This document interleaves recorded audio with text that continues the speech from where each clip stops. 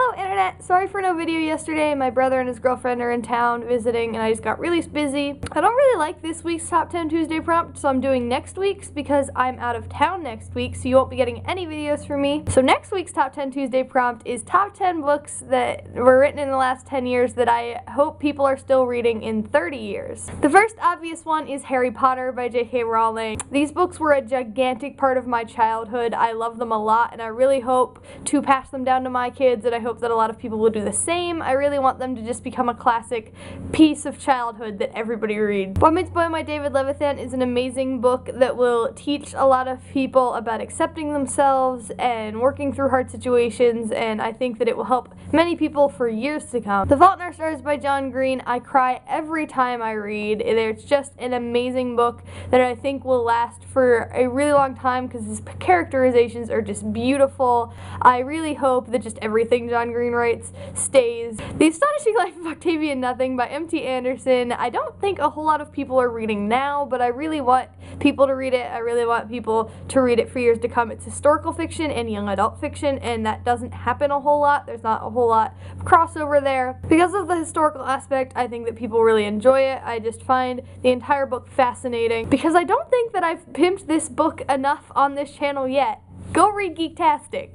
I think this book would help so many nerds in the future. I think that it's just a great book to see that, you know, people go through crazy things, but you can still get through it and be a nerd and be happy. Lola and the Boy Next Door by Stephanie Perkins is a book that I think has a lot of potential to last. I actually just finished it. Lola has two dads, so it's pretty progressive in that sense, and she's just a really strong character that I think people will really connect to. The Kite Runner by Khalid Hosseini, which I'm sure I'm mispronouncing, I'm sorry, is a book that I think people will love to read. Just to look back and see what was happening in the Middle East at the time, and from a first-hand perspective what people were actually going through. That's why I really enjoy it, and I think that people will enjoy it for years. The Bermuda Triangle by Maureen Johnson is one of the only books that I've read that features lesbians in it, and I think that to see it and see the way that friendships went around and how they worked through everything together is really nice, and I think that it will help people to read. The next two I'm cheating a little bit as far as the 10 years goes. The first one, the Song of Ice and Fire series by George R.R. Martin. The first book, Game of Thrones, came out in 1996,